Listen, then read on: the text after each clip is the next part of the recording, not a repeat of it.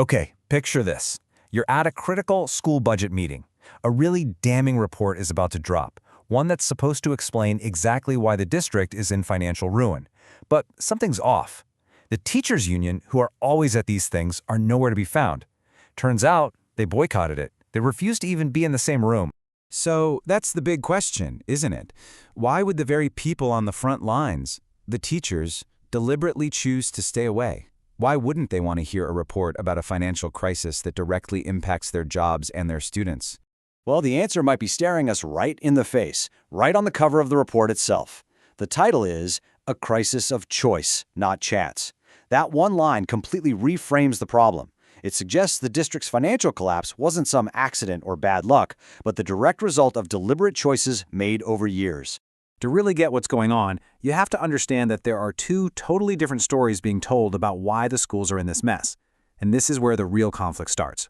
So on one side, you have the narrative you've probably heard a million times. The city just didn't give the schools enough money. Simple, right? But the Cushman Report basically says, hold on a second. It argues the issue wasn't a lack of cash, but a deep structural problem inside the school system itself. And here's what's so fascinating. The report doesn't just make a vague claim. It actually tracks this structural problem. It uses a very specific metric to tell a story that unfolds over nearly 2 decades. Okay, so the core idea here is something called the alignment gap. I know it sounds a little jargony, but it's actually super simple. It just asks one question. As the number of students in the district went down, did the number of staff go down with it? The answer to that simple question, well, it explains everything. The report breaks the story down into 3 acts. First, you have Phase 1, strategic alignment. This is when things were actually going pretty well. The district saw fewer students coming in, and they adjusted staffing accordingly. Makes sense. Then came Phase 2, reactive alignment, where they started slipping, only making cuts when their backs were against the wall. And then Phase 3, structural decoupling. That's when things went completely off the rails, and staffing levels had no connection to how many kids were actually in the classrooms. Let's put some hard numbers on this. First up, student enrollment. Between 2007 and 2025, the district lost nearly a third of its students. I mean, think about that. That is a massive demographic shift. But now look at the staffing numbers for that exact same period. Staffing was only cut by about 20%. So you've got a 32% drop in students, but only a 20% drop in staff. That difference right there, that's the gap. And that gap is incredibly expensive. And it was in that third phase, Phase 3, that this gap really blew up the whole system. You had a perfect storm of temporary COVID money flooding in, and a total refusal from leadership to make the tough calls everyone knew were coming. And here's the thing. It's not like they weren't warned.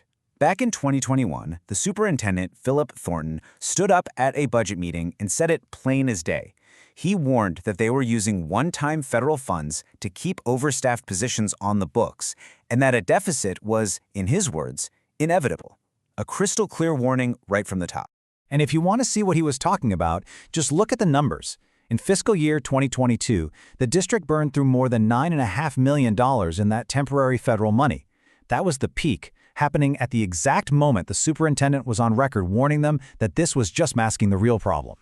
And here you can see the direct result of ignoring that warning.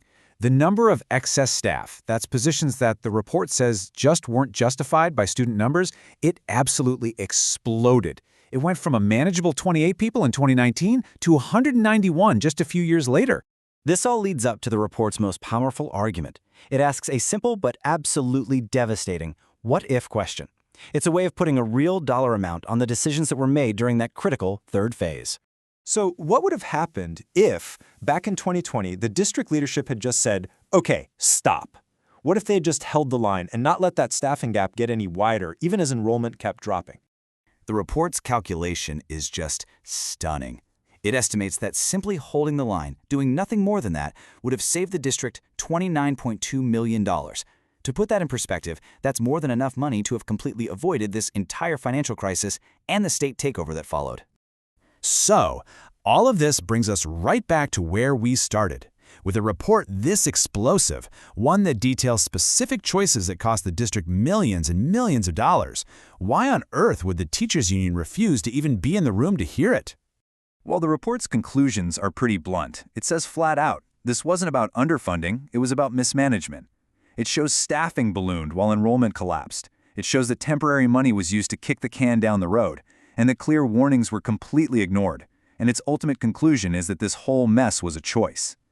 That narrative is a direct threat to the argument for more funding, which, is often a central part of union advocacy.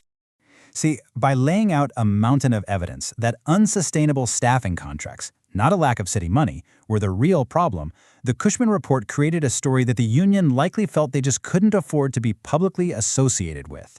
Being there might have looked like they were validating it, which leaves all of us with one final and pretty chilling question. The report says this was a crisis of choice, but now that the state is in charge, who gets to choose what happens next?